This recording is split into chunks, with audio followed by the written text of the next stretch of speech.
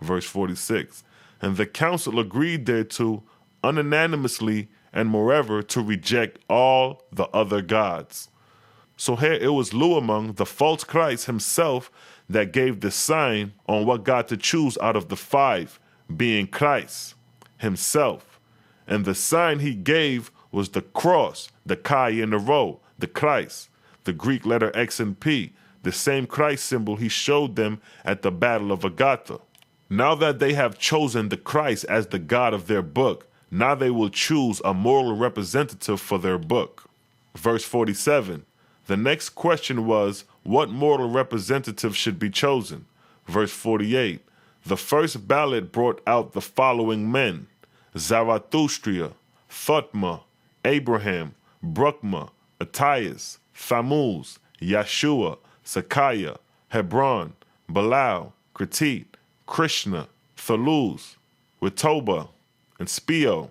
Besides these, there were included in the ballot 46 other men who received a small number of ballots each.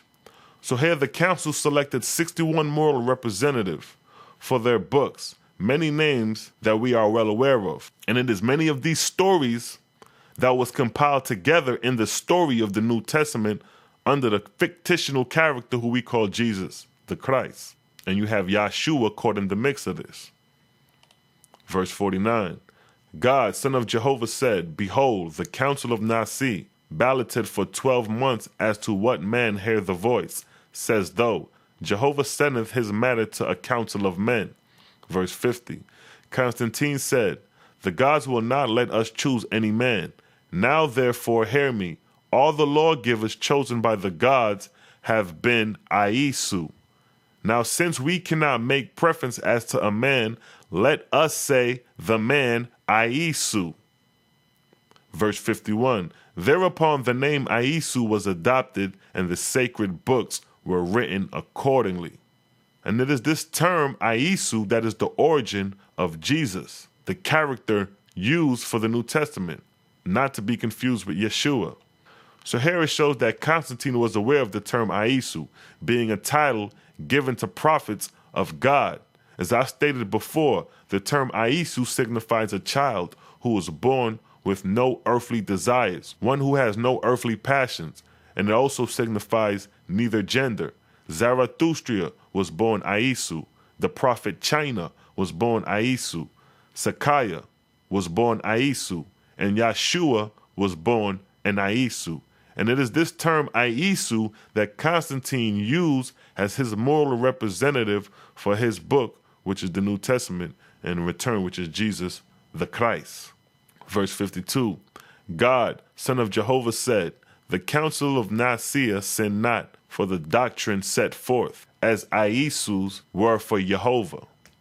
Verse 53, But wherein their words made worshipful the names Christ and Holy Ghost, behold, this matter was with LOOEAMONG. Verse 54, God said, My testimonies were previously with Abraham, Brukma, and Moses, and I spoke not of Christ, nor of the Holy Ghost. I spoke of God and of the I Am, the Iya Asha'iyah of the Hebrews. So here true God declares that Christ and the Holy Ghost was never part of the doctrine of truth or the doctrine of Jehovah. Verse 55, They have said, Whosoever speaks a word against the Son of Man, it shall be forgiven him. But whosoever speak against the Holy Ghost, it shall not be forgiven him. It shall not be forgiven of him. Verse 56, Therefore suffer ye LOOEAMONG, the false Christ, to bear his own testimony to the kingdom whence he sprang. The Holy Ghost was his labor. Verse 57, Jehovah said, Had I weakened since the time of Moses that I need to incarnate myself in order to make men understand me? And this is referring to the idea that the Creator is in the image of a mortal, which is believed by Christians, Jews, and Muslims, believing that the Creator is in the image of man. Verse 58, God said, Sufficient unto a time is the work of Jehovah, because the Trinity, the true ones, overthrew the oracles and hundreds of false gods and hundreds of sacred books full of error and evil. Behold, they fulfill their time. Now, to end it off, the Bible, the Old and the New Testament, was the work of Constantine and the Council of Nicea. where they collected thousands of books from different religions, established day Christianity. The story of creation, Adam and Eve, the flood of Noah, comes from the Sumerian accounts. The story of Abraham, Isaac, and Jacob comes from the Akkadian and Paleo-Canaan records. The story of Joseph comes from the story of Imhotep. The Exodus comes from the Kemetic records of Amos I, called the expulsions of the Hekakaswet, or Hyksos.